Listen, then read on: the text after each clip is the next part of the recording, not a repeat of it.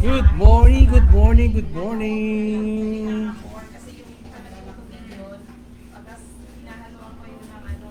Okay, mga kapatid.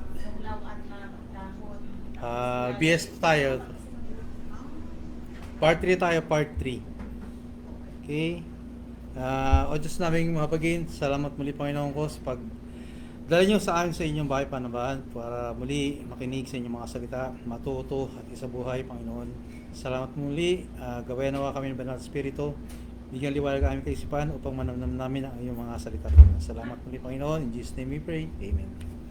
Okay, so nung nakaraan sabi tayo, di ba? Total depravity, total inability. So may nabidbit tayo, key scriptures explanation. So pakibasa nga po yung Genesis chapter 6 verse 5. Share natin yung BS natin.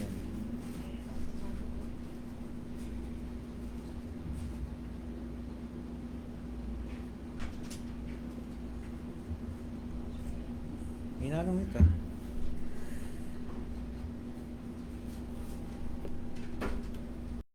Genesis chapter 6 verse 5. And God saw that the wickedness of man was great in the earth, that every imagination of the thoughts of his heart was only evil continually. Okay, paano po natin ma-relate ngayon yan sa total depravity?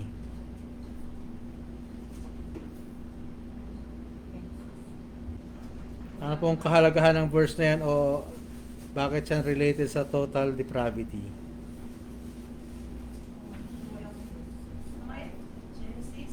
Genesis chapter 6 verse 5.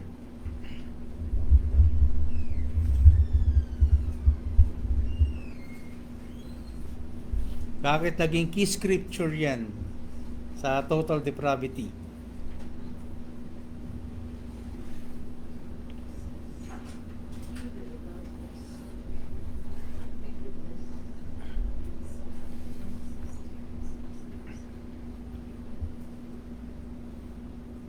Sa mga kasama namin online, Genesis chapter 6 verse 5. Ha? Lahat ang humanity. Corrupted lahat ang humanity. Bakit corrupted ang humanity? Wala pa rin.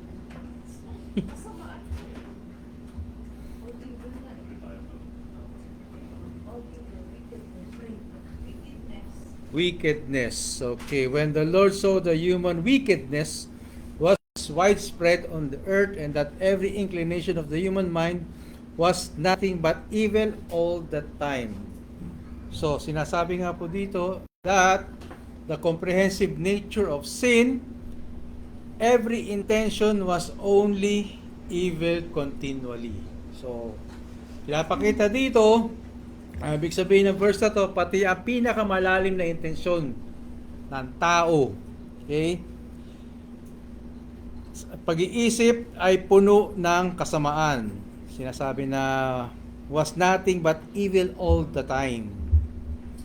Hindi lang mga masasamang gawa, kundi pati na rin ang kanyang puso't isipan ay nakatural na nakatutok lamang sa kasalanan. So, pinapakita din dito na kasamaan ay hindi lang panlabas, kundi symmetric, panloob, continuous, kaya wala talagang kakayahan ng tao, that's why we are totally depraved, na mag-isip o gumawa ng purong mabuti ng walang biyaya o grasya na galing sa Diyos. Okay, yan ang kahalagahan sa Genesis chapter 6 verse 5. Jeremiah 17:9. Jeremiah 17:9.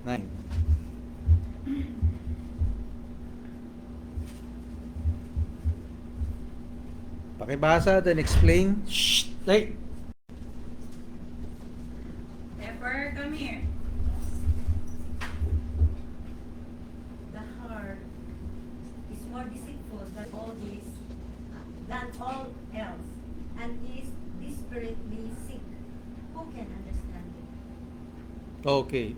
Bakit siya naging key verse sa usaping total depravity? Puso. Beyond humor. Puso, dati pinag-aaralan natin ang puso, di ba? Ang puso ang nasusunod, hindi ang isip. So bakit siya Bakit? Kasi sinasabi, the heart is deceitful above all things, di ba? And Beyond cure. beyond cure, desperately sick. So pinapakita dito na ang problema ng tao ay hindi saan? Hindi superficial, kung hindi nasa mismong ugat ng kanyang pagkatao. So asa yung ugat ng pagkatao natin? Sinabi lang kanina, puso. So ang puso mismo ay mandaraya at may terminal ang sakit. Kumbaga terminal cancer, ganun, incurable sabi. Kahit gustuhin ng tao na magpakabuti, magpakabait, pero hindi niya magawa ng consistent at tunay dahil ang kanyang puso mismo ay hindi mapagkakatiwalaan at hindi kayang ayusin ang sariling effort o ng kanyang willpower. Pangatlo, Romans chapter 3 verses 10 to 18. Romans chapter 3 verses 10 to 18.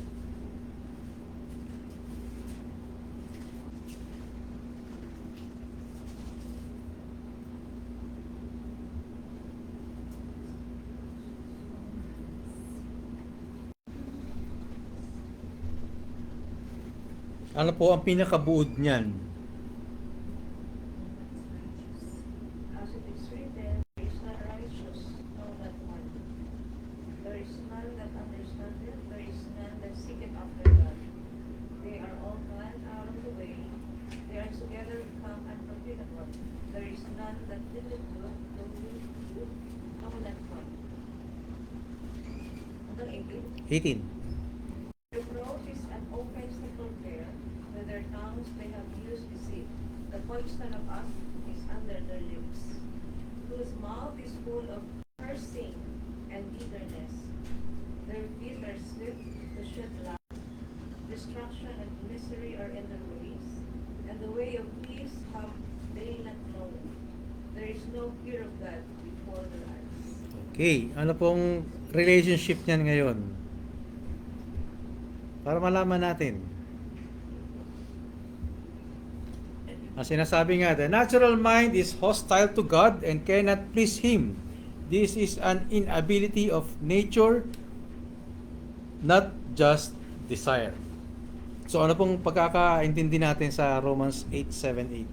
Romans 10 to 18. The universal verdict, no one is righteous, no one seeks God, no one does good. So yan ang pinaka-context ng verse na yan. So bakit siya related ngayon sa total depravity?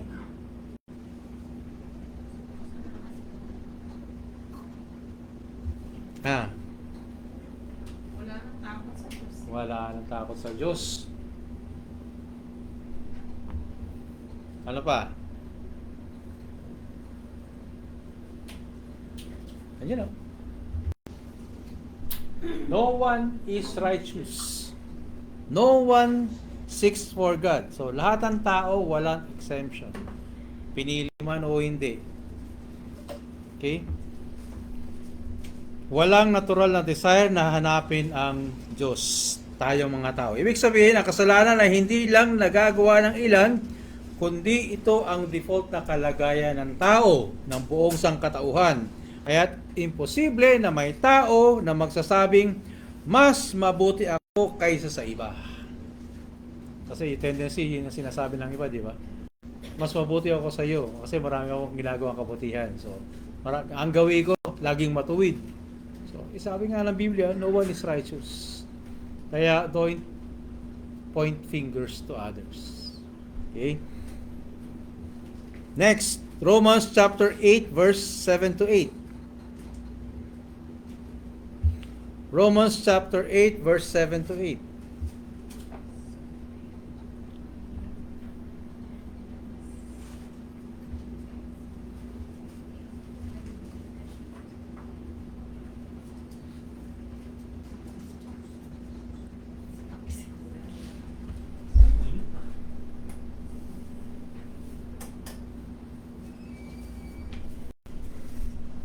Pakibasa po. At paki-explain na rin.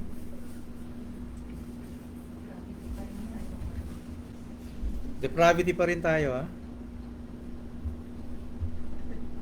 But the carnal mind is enmity against God, for it is not subject to the law of God, neither indeed can be. So then, they that are in the flesh cannot please God. Okay, anong ibig sabihin? Ang relationship niya sa ating pag-uusap? Okay, the natural mind is hostile to God and cannot please Him. This is an inability of nature, not just desire. So, anong pagkakaintindi natin?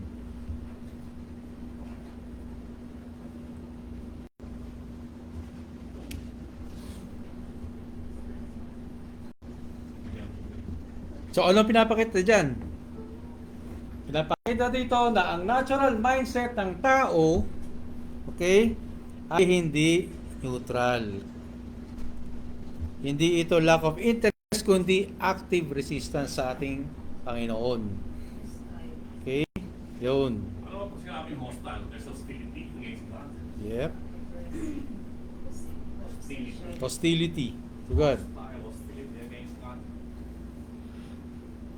Hindi kaya gumawa ng anumang bagay ang tao na nakalulugod sa Diyos. Alam mo ang kagustuhan niyang mabuting gawin eh. Kahit- Ano pa rin ang kanyang puso, no? Diba? Yes. Ganun pa rin still, ano pa rin. Dahil yun ang ugat ng ating May interest pa pagkatao. rin. Sabi nga, nagbigay ako ng mabuti, nagbigay ako ng lahat ng mga kayamanan ko, pinabigay ko. Pero may interest siya. So, gusto niya kunin ng Pero kailangan bang sumama ang loob ng tao kapag ganun? di ba? Ganun ba? Na para bang hindi tayo binibigyan ng kredito ng Panginoon sa kabutihan na ginagawa natin? Ano yung tanong? Pastor? Yun. Kailangan ba sumama ang loob ng tao? Dahil despite na gumagawa ako ng kabutihan, pero wala pa rin credit sa Para Panginoon. bang si Chow nagdala ng tinapay. Oo. Tapos akala niya nagdala ng tinapay si Brad Alan. Oo. Ang ibig ko sabihin kasi nakita ko yung para ba dahil kasi alam niya na Panginoon na takot niya na maano yung tao at nakayang bumili. Alam niya laging doon nakatuon. Pero yung nagdala talaga tapos hindi mo ba akong pasalamatan din lang. Oo. Na siya nagiging dahilan para lumayo yung tao sa di ba nakuha Kasi yung sa pagdating sa mga tao, yung pag-iisip. simple lang pero tumatama sa puso ng tao lalo sa mga tao. Life ba yan? In real life. In real Oo. life, In real lalo na life. yung mga tao, lalo na yung mga tao, may dinadamdam, meron siyang dinadamdam. Minsan may dinaramdaman tao. Napaka-fragile Oo. yung puso. We're supposed Huwag na siya magdala. Oh, alam, hindi. Ganito, sa amin hindi ko, sa amin ang usapan namin ng misis ko, kung sino yung pinakawala, siyang bigyan natin ng atensyon. Kasi ano yan napaka-vulnerable yan. Pero napakaraming mga gawain sa buhay namin. Tingnan mo bigyan ko lang kayo ng example Meron kami kasama sa bahay Wala naman siya makagawa sa bahay. Pero nandun siya sa bahay. And the security na binibigyan niya sa amin, yung kapanatagan, pinapasok mga kapitbahay namin, sa amin hindi pinapasok. Biyaya ng Panginoon yun. Pero isipin mo, yung tao na yun, imagine, which is Bigyan ng attention. which is wala naman siyang ginagawa, wala naman sa kabutihan sinasabi ng iba, na walang ginagawa kasi nagiinom lang siya. But then look at the presence of Him, giving security, and giving, imagine, pinapasok ko mga kapitbahay yung bike ko, nakalagay lang sa, sa garahe namin. Wala pumapasok, track pa yun bahagad Imagine yung mga kapitbahay namin pinapasok. Pero yung bahay namin hindi pinapasok. Ito ay sa kabutihan ng Panginoon. At ang ibig kong sabihin dito, ang pagbibigay natin ng atensyon, gano'n lang. Alam mo yun lang. So meaning, hindi ka naghahanap ng credit doon. But then, hindi ka na nga, but then, there are times na kailangan mo siya to be pampered, to be at least acknowledged, di ba? Mga ganun mga bagay. In human nature, yun ang tendency natin. Yun ang human nature. Para humanap tayo ng accreditation sa mga ginagawa natin. So in human aspect. But as a Okay? believer, we all know that we have to do it according to what we've been Yes, called to but sa usapin na sasabihin na papasukan mo ng relihiyon, siyempre, mag-iiba na yung tono. Ika nga. So, we are not looking for acknowledgement. Because, sinasabi nga, solid Deo Gloria. Glory to God alone. We don't need to be glorified kung ano yung ginagawa nating kabutihan. It is because yun ang byproduct ng Holy Spirit sa atin. Nagawa-gawa tayo ng kabutihan. So, saan Kasi as yun? human being, may may Human nature. Human nature. Yeah. yes, human nature may hangganan. Correct. Baga yung limitasyon ng pag-iisip natin na siyempre, may point naman talaga, especially sa, let's say, sa trabaho. Baga hinahangad natin na tumaas ang sahod natin. So, gagawa tayo ng magandang bagay. Gusto natin ma-acknowledge na nga amo natin yung ginagawa natin, di ba? So, kailangan yun para tumaas yung sahod natin. So, basta sa usaping mundo, yun ang panuntunan. Pero sa usaping biblical, iba nang wala na tayong wala tayong karapatan na kumabig. Ika nga. Okay, last. 1 Corinthians chapter 2 verse 14. 1 Corinthians chapter 2 verse 14. Ano pong sabi? 1 Corinthians chapter 2 verse 14. But the natural man receiveth not the things of the Spirit of God, for they are foolishness unto him, neither indeed not because they are spiritually discerned. Okay. So, ano ang relationship ngayon niya sa total depravity? Still human nature again. Yeah. Yeah, kasi hindi niya alam. Hindi pa siya. Hindi pa siya saved. But then, maski na hindi niya alam, talagang gano'n ang kanyang puso. No? Sabi nga, the natural person cannot understand spiritual things because they require spiritual discernment which they lack. Yun ang kulang sa taong mga hindi nakakaintindi ng salita ng Diyos. They are spiritually blind. Totoo ka na. Okay? Kaya wag sasama din ang loob natin kapag yung binahagian natin ng salita ng Diyos Oo. hindi pa kaagad-agad nagbabago. Hindi kaagad na nakakasama natin ng matagal. Dahil yung eagerness natin na gusto rin natin siyang mapabuti, kagaya natin, is set aside. Kasi, ano sabi sa atin ng Diyos? Yung usapin natin, i-evangelize natin ang mga hindi pa nakakapakinig. Di ba? Sino nagdala sa atin noon? Ang Diyos din, di ba? Bahagian natin. Yun ang trabaho natin eh. So yung pagbabago ng tao na yun, nakakapakinig pa lang, at para magbago, hindi na natin yun trabaho na baguhin siya. It is the work of the Holy Spirit. Word of God to transform us, not Yes. not Pero, bilang Kristiyano, anong gagawin natin? Sabi nga doon sa mensahe. Kukulitin natin ang kukulitin. Yes, share. Huwag nyo na kukulitin na baga, attend ka na, kukulitin mo na, umattend. Baga, syempre, i-discern mo rin ititignan mo rin yung mga bagay-bagay kung are you in the perfect time para tanungin ulit siya, kamusta na, ganyan, di ba? Kasi ano yan? Kasi natural mind is what? Naiirita din yung tao eh. Lalo na pag sa usaping relihiyon. Hindi pa sila capable na tumanggap yung mga ika nga may calling din sila, sinasabi. May progressive sanctification. Progressive sanctification yun. siguro may share ko dyan habang patuloy tayong nag-share sa kanya, no, di ba? Patuloy nakakala natin talaga naman nakakabuti para sa kanya, no? Pero tinitingnan, dapat din tayong manalamin bilang isang mananampalataya. Kasi hindi natin napapansin na tayo ang siyang naging dahilan para siya lumayo.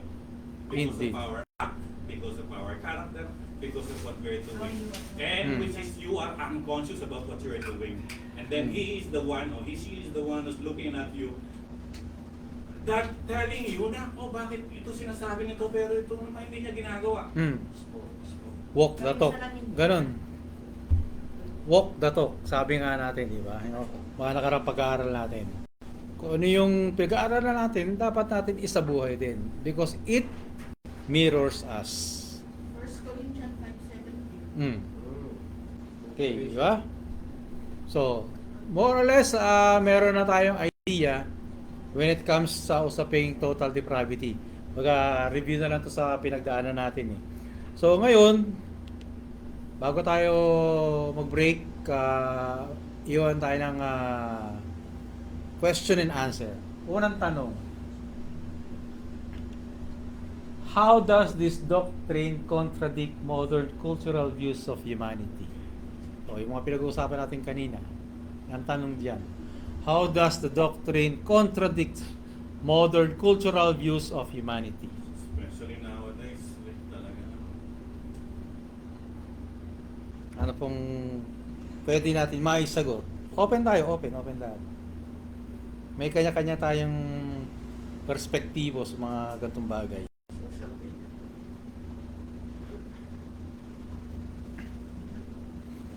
How does this doctrine contradict modern cultural views of humanity? Because this was declared na direktang sumasalungat sa modern culture ng tao. So, bakit? Define mo muna what is the views of humanity now. Ano ba yung mga views ng humanity? LGBTQ, etc. Lahat. What is that? Immoralism? Rampant pornography on Kasi yan, media? dati na yan dahil sa Old Testament. Ano lang, yung majority kasi ngayon is parang sunod sa Agos. Kasi sabi nila is nagiging in naman, wala naman nang parang nababatikos, hindi na kinukundin, so parang nagiging tanggap na ng lipunan. Parang ganon. Pag ganon ang mindset, yun nakakakontradict talaga. Okay. So, trend. Bakit nagkaroon ng contradiction? Bakit? Kasi alam mo namang masama Yun, hindi naman nanggaling na sa'yo. Kasi alam mo naman. So, ibig sabihin, equip ka na ng guidelines ng Panginoon. Pero merong mga churches na, halimbawa is, yun nga, LGBTQ. So yung church ang bumaba para doon sa kanila. Yun ang mali. Yun ang mali. Ang church ang nag-adjust doon sa mga tagapakinig. Just para to compensate na ma-maintain yung miyembro, bababa yung standard ng o yung belief ng church. Plurality sila. Di ba? So mali yun. Pero maski na kayo, yung ano ni Papa ngayon, imagine, Oh. sino ba ang mga guest ni Papa? Ni Papa. Ni Papa na Si Papa Pope. Si di ba? Si Papa Pope. May concert na, may ano na, di ba? Kaya galit sa atin ng Diyos kasi sinasabi may father daw mo dito sa mundo. May papa. Lahat pati kami. So, yun yung sinasabi. It's just a fad na sinusunod ng tao kaya nagiging contradict sa paniniwala natin. Kasi uso, makikiuso rin tayo. Ganon. It contradicts our faith. It contradicts our belief. Actually, ito, Pastor. Contradiction means we have the absolute truth. Absolute yung ating paniniwalaan, ang pananampalataya ating pinangahawakan. And there is the one who wants to oppose it. So the one who opposing it keep on doing what they want to do, according to what they believe, according to what their interest is, according to how they gather the men. The world, we are in this wicked world. Ganun bali yun. Meron tayong katotohanan, pero they're the one who opposing us. Even yung sinay ko nga sa yung debate ni White and Jason. Jason is a pastor. James White is a reform. Alam mo naman si James White kung sino siya. Imagine, still, maski na doon sa debate, makikita mo pa rin, hindi niya paniniwalaan yung resurrection, even though he professed that he is Christian. How can you be a Christian and then you didn't believe on the resurrection? Correct. Imagine, sabi niya sa 15 Corinthians, sa 15, di ba?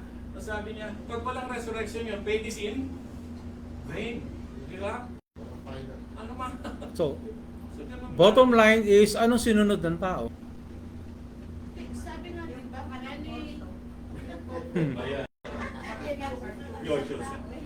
Ganun ba? Di ba? Anong sinunod ng tao? Yung ano pa rin. Kung ano magustuhan niya, kung ano nakakaaliw sa kanya. Yung puso pa rin yan. di ba? Nakakaaliw sa kanya. Yung puso pa rin ang sinunod niya. Yung puso na yan eh. Kaya nga, deceitful nga ang puso, di ba? At the same time, lalo pa sa panahon ngayon, kung sino yung nakakabigay sa kanya ng pagkain, ng inumin, na pangailangan. Ganun, di ba? Sa usaping pag-ibig, sabi nga, follow your heart. Kung ano yung tinitibok ng puso mo, yun ang sundin mo. Naku, mali yun. Ha? Mali ba yun? ang may asawa na tinitibok sa Yun puso. nga, yun nga.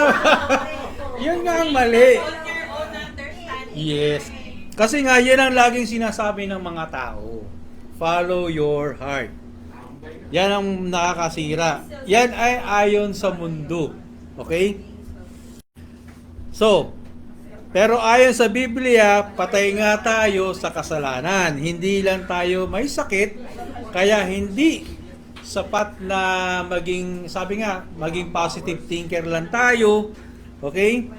Nandiyan yung self, mahalin natin ang ating mga sarili, o i-educate natin ang ating mga sarili para ayusin ang mga broken relationship with God.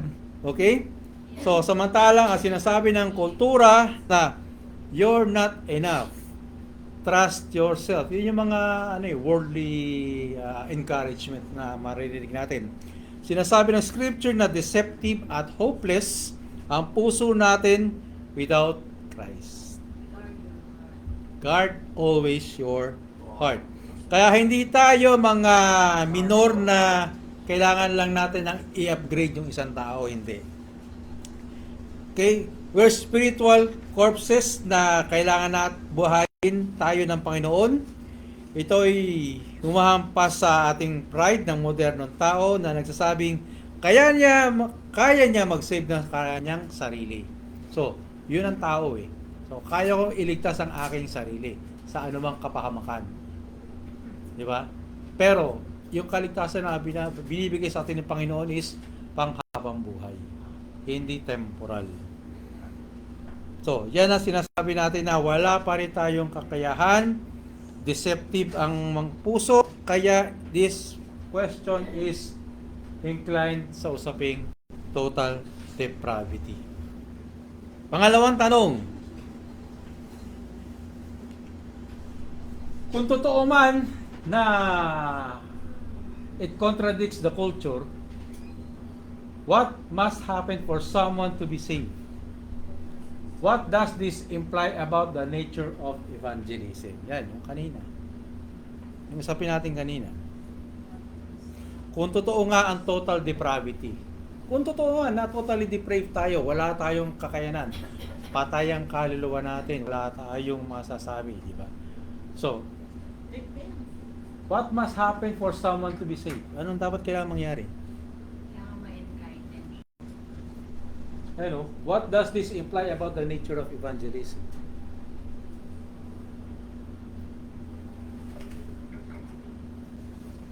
Anong i-evangelize natin? Paano kung hindi elect yung in-evangelize mo? Hindi natin alam kung elect o hindi. How does this? Na we cannot discern kung we cannot or we are not in the position na mamili kung sino yung i-evangelize natin. Elect man siya o hindi, believer man siya o hindi. So, wala tayong level or distinction na dapat kung sinong babahagian natin ng salita ng Diyos. I-continue lang natin yung pag-share para ma-enlighten siya. Kaya nga eh. So, dapat, anong gagawin ng tao? What must happen for someone to be saved? Unang tanongin natin, ano ba yung gospel for one to be saved? Ano ba yung gospel? Tanong mo ba? Ano? Ano yung mga Ano yung, yun, Ano yung gospel? The good news. the good What's the news. good news? Ano yung magandang balita? We are not like that and we will be saved by God. Kasi it will drive us to nature of evangelism. Kung alam natin yung binabahagi natin.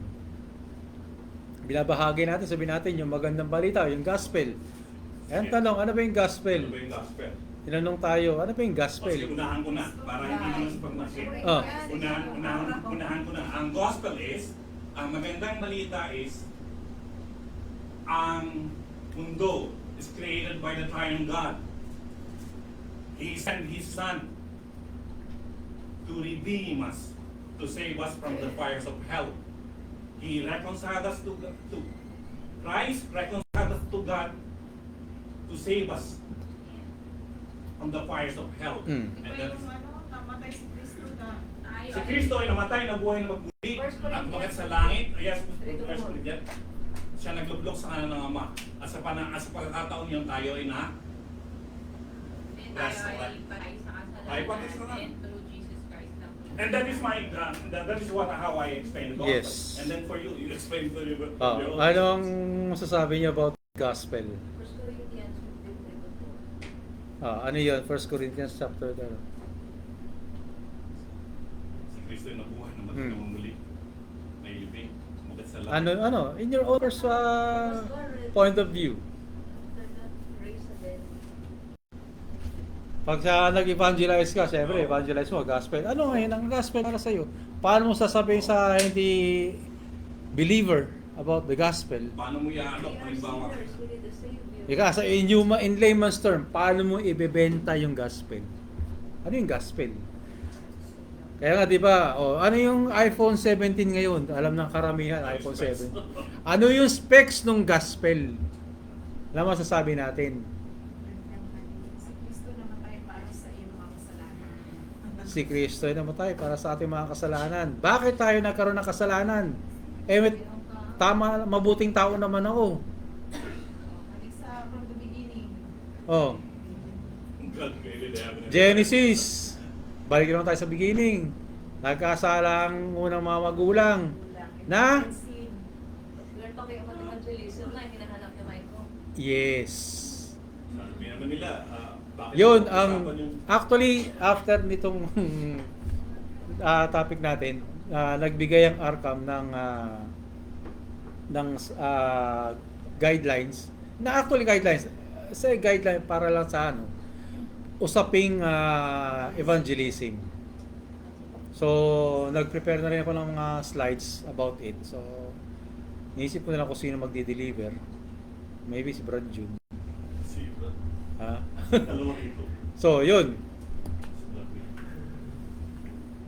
So, anong kailangan natin? First, you have to ask yourself, why do you need to be saved?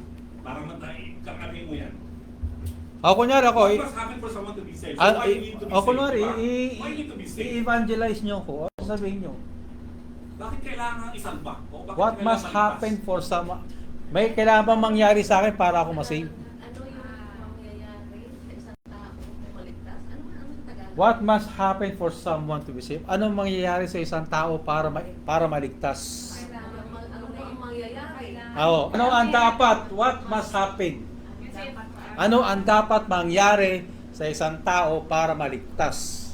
Dapat mangyari. Kailangan maniwala siya kay Dapat mangyari. Hindi. Eh wala namang galing sa tao kasi galing sa Diyos. Dahil nga elect ka. Pero hindi in the first place, ikaw yung pupunta. Kasi hindi naman ikaw yung lumapit. Hindi ikaw ang lumapit. Siya ang pinasahod. May sasagot to. Sa mga basic question na yan, mga kapatid, isipin niyo mabuti. What must happen for someone to be saved? Anong kailangan pong mangyari sa taong patay para maligtas? Yun lang po sa Tagalog yun. Di ba for God so loved the world, He gave His Ito, only right na tayo begotten kung Son. ano pang mangyayari sa atin? Whoever Ano believes kailangan, in ano Him. kailangan po sa patay? Ano po kailangan sa patay? Buhayin. Yun! Sino ang bubuhay sa atin? Gusto mo basahin natin para Si Espiritu. Parang, hindi medyo I cannot comprehend. comprehend. Pakibasa, Brad. Ano? Kasi kayo, may meron Oo, na kayong sabagay. sagot. Ah. That's fine. But for us, Oo. Yes. first time to read that question. Kaya, Ano ang dapat mangyari? kaya Concepts natin. pinapahimay. We go back to the basics. Connected pa rin talaga sa depravity. Kaya, depravity pa din. Kasi nga, tama naman si Doc Chris eh. Oo, kailangan talaga expense. Kaya sabi ko, iba yung... Patay tayo eh. First time mag-evangelize ka, yun ang ibabato mo sa kanila. Himay. Oo. Hindi po pag ay papaliwanag lang natin Ah. mas maigit. Kaya Ang, himayin mo. ang doctrine po ng depravity is alam natin biblical. Patay tayo sa kasalanan, di ba? Pero hindi po alam ng ini-evangelize natin Napatay. na patay sila. Ang iniisip nila, sila lang ay makasalanan, may kakayanan silang lumapit sa Diyos. Pero hindi po yun ang basic na sinasabi po ng Biblia. Pag nag-evangelize po tayo, ipaparamdam po natin sila sa kanila na incapable po silang iligtas po yung kanilang sarili. Kundi Diyos lamang ang makakapagligtas sa kanila. Sa pamagitan ng ano po, ng paniwala sa gospel ni Christ. Ano po yung gospel? Tinatanong po yung gospel eh. Hindi natin masagot-sagot ano po yung gospel. Kasi yung po yung pinaka-essence po ng evangelism natin. Kailangan manampalataya ang isang kaluluwa na si Kristo ay nabuhay at namatay, napako sa krus at nabuhay na magmuli at namatay, pupunta sa langit at magbabalik sa tamang panahon. Tamang panahon. Yun po yung gospel. Pag nanampalataya po sa Kristo doon sa gospel na yun lamang po, at siya ay magre-repent sa kanyang kasalanan, hindi po natin alam kung paano po kikilos ang Holy Spirit sa kanya.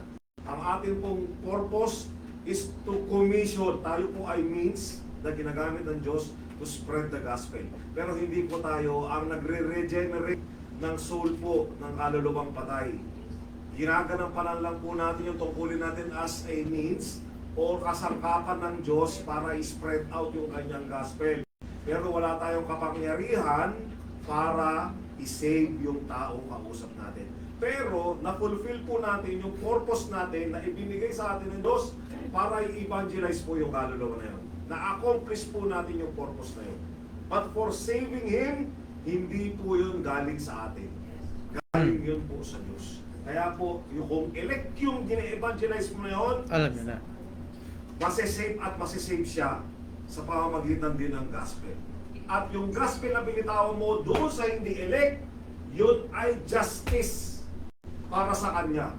Kaya siya napunta sa impyerno dahil hindi siya nananampalataya sa gospel. Yun lamang po yung mga. Agree naman tayo doon. Yung question kasi na yun, yung pinag-uusapan. Hindi yung gospel, hindi Hindi po yung kasi faith po, natin. ang topic po kasi natin is ability. Hindi bro, kasi tignan mo yun. kahit What si must Jack, happen for ano, someone to be saved? What must happen for someone to be saved? Ano Yun po? kasi yun ang pinag-uusapan no? Dapat Kasi- Happen. it's not Yung the how question does- lang, yung Mm. Yun lang yun. Yung kasi Pagkakakonstruct lang po ng question. Yes. Hindi yung how to be saved, the gospel. Yung- Alam natin nag-apply Teka mo, baka nagkakaroon lang po ako ng confusing. Kasi Na Yeah. tapos, ang sinagot mo kasi is patay tayo. Diba? Ano yung sagot doon? Yung construction What ng must happen for someone to be hindi po kasi saved? nasa topic po tayo ng total inability. Ah. Hindi kasi we were trying to address that specific Ito, question. what must- anong dapat- Nakatikit po sa total inability. Yo. Nakadikit po yung question sa total inability. Yes, pero ang construction ng sentence. Kasi ito, what? Hindi. Walang problema sa construction na sentence. Kanerad. Kukunik mo lang yung sentence doon sa total inability. Kasi ito ngayon, kasi anong kailangan dapat mangyari sa tao para mailigtas, para maligtas. Ngayon, Ang point ko, kami, na first time mabasa yan, Ah. iba yung understanding namin simply because we don't have the right answer according to your doctrine. Tama ba? Kaya kami nagre-react, ano ba yun? Kaya sinagot ko na kahit lumapit ka sa Diyos, wala kang magagawa kasi elect ka nga, siyang namimili sa'yo. Kasi we are just trying to answer that Understand na natin, Grace. Kasi meron naman siyang first word or sa Letter A. is true. Letter A. Hindi. If it's true. This is This true. is strong anti-depravity. Kung totoo ang depravity. Kung ang depravity, Oh. ano ang kailangan sa tao Ano para dapat- maligtas? Kailangan or happen? Ano pa? Kaya nga, Ano kailangan mangyari? Mangyari. Kailangan mangyari. Eh, ang sagot mo kamataya kanina. Hindi. It's a tricky question. Di siguro, Brad, kailangan sa bandang huli natin yung question na yan kasi Oh. wala pa silang total understanding sa total inability. Yung construction lang ng question ang hindi What na must happen for someone to be saved? Kaya sabi ko, ano yung sa Tagalog? Yun Pwede nga. naman. Yun nga, Yung pinaka question po na yan, ginulo nga. galing po yan sa Reformed Theology ng sa sinulat po nila yan at alam nila na maintindihan natin yan dahil nakadikit yan doon sa doctrine Dito. ng total inability. Kaya tinanong is for us, ang tanong dyan is para sa atin. Okay? Para sa atin. Ano ba sa atin may kaalaman na. May isasagot ba tayo dito? May dapat bang gawin ang tao para maisalba? Wala ka sa different tayo. Yun! Kaya nga, Yun! nasagot na namin Yun kanina. ang sasabihin natin. Na wala tayong kakayanan. Wala tayong dapat gawin para maisalba natin ang ating mga sarili.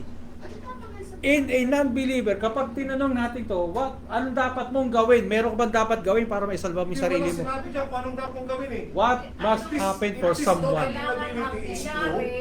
Ganito yan, mga- Anong dapat mangyari? Hindi ko Kaya siguro makita hindi dito lang tayo dito eh. gifted for evangelism. Ah. Okay. Kasi meron talagang May kanya-kanyang intindi kasi Para sa tayo. evangelism. Hindi, kasi ba't yung dinikit siya sa evangelism? Sandali muna. Tanggalin mo na yung Ah, evangelism. Okay? What does imply about the nature of evangelism? Ano yung Sa susunod. Sa susunod yun. pwedeng... So sa umpisa po lang tayo, sa first premise po muna tayo. Sabi niya, so naniniwala po tayo sa total inability, di ba? Oh. So sabi niya, kung ito ay totoo, dahil naniniwala tayo, ano ang kailangan mangyari sa isang tao, sa isang kaluluwa para maligtas? Hmm. Ano po ang kailangan mangyari?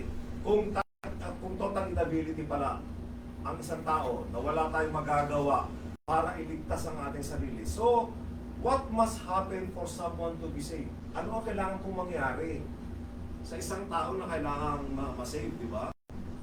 So, dinadala natin sa evangelism yon. Kaya sabi niya, what does this imply about the nature of evangelism?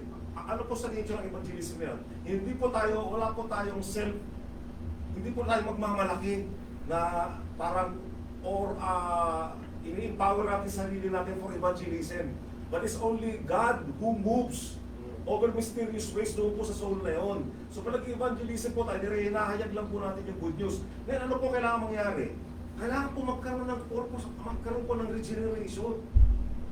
Sa time na nag-evangelize ka, nananalangin tayo na ang Holy Spirit ay kumilos sa kaluluwa na yon to be regenerated. Yun po ang kailangan na mangyari during the evangelism or prior to your evangelism na regenerate na rin siya. Na lumapit na siya sa Diyos, then na-regenerate siya. So what must happen? Someone to be saved, to be regenerated. At napaka-essential po yun sa evangelism para mas maintindihan mo kung hindi man ang palataya o hindi man ang palataya, hindi dahil sa sarili mo yun. Dahil yun sa salita ng Diyos.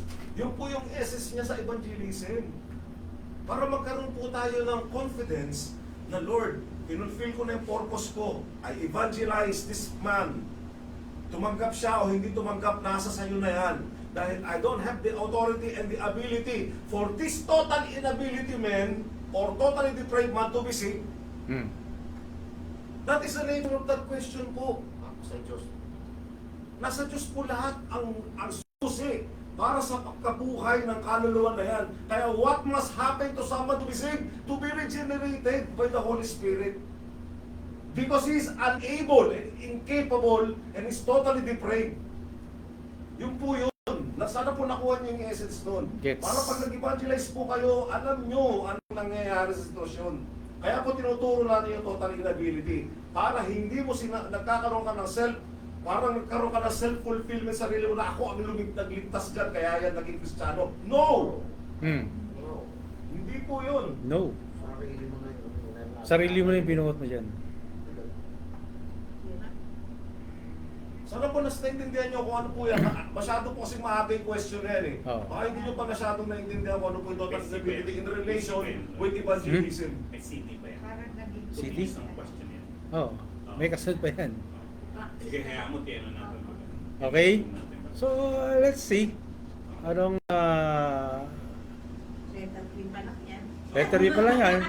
Meron pang letters. Hindi ako kasi basic naman yun. May letter C pa yan. Meron naman tayong iniisip, naiisip, kaya alanganin kang mag... Yes. Kasi nga, iba yung nag-iisip. Kasi nga, yun. Sabi ni Brother Richard, Meron ba ngayong lahat ginagawa sa tayo. Lahat tayo. Alam natin yung gospel? Hindi lang natin Ika nga, yun lang yung pagkaka-deliver na paano mo i-deliver. Minsan may inhibition tayo, baka mali yung sabihin natin. Kaya medyo alanganin tayo mag-evangelize, i-share yung gospel because we are not that well equipped. Kaya nga. Yun tanong ni Maiko.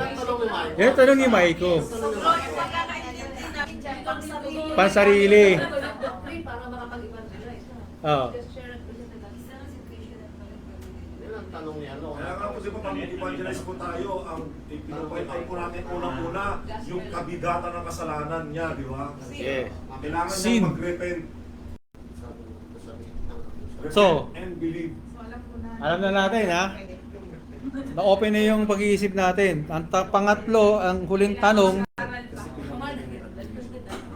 why is this difficult truth? Okay? Last question. Why is this difficult truth necessary, okay, for a true appreciation of grace na? Okay, why is this difficult truth necessary for a true appreciation of grace? Grasya. Pakitagalog. Napakahirap. Wala pa nga Word by word. Why is this difficult truth? Difficult kasi ang depravity hindi ma-accept na iba kaya naging difficult truth siya. Oh. Depravity, kaya depravity. Hindi nyo po maiintindihan ang grasa ng Diyos kapag hindi nyo po naintindihan ang inability ng tao. Mismo.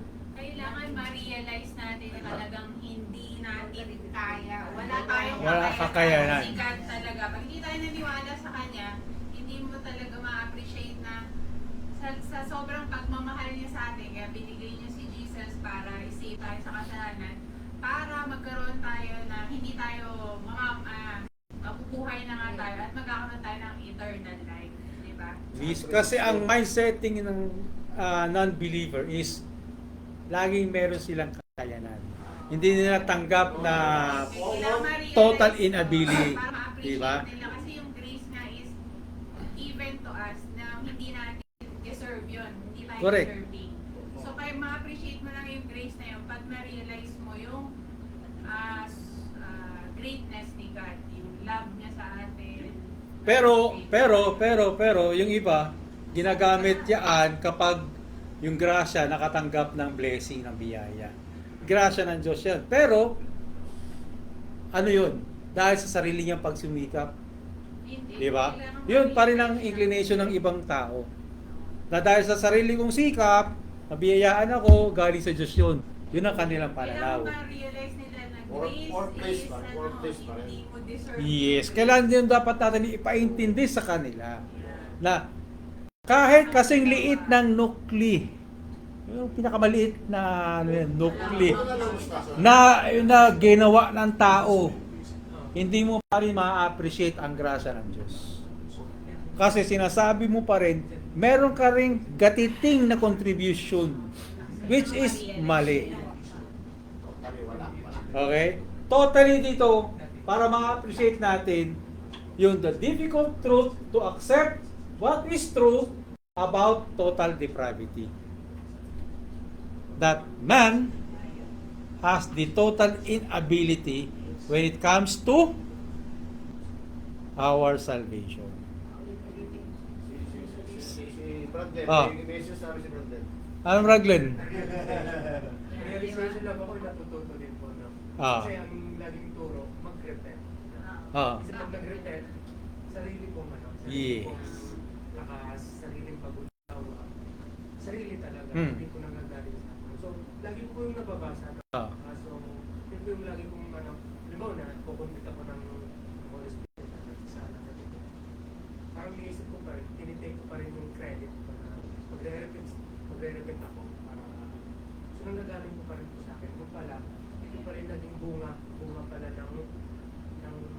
ng Panginoon, na siya mismo magkukonvict sa akin para mag-repent.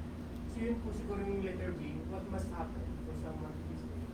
Ang Panginoon po yung gagalaw na para mag-repent po, mag-repent. Mismo. So, May tama lang ako sa word ni Glenn ha. Ah.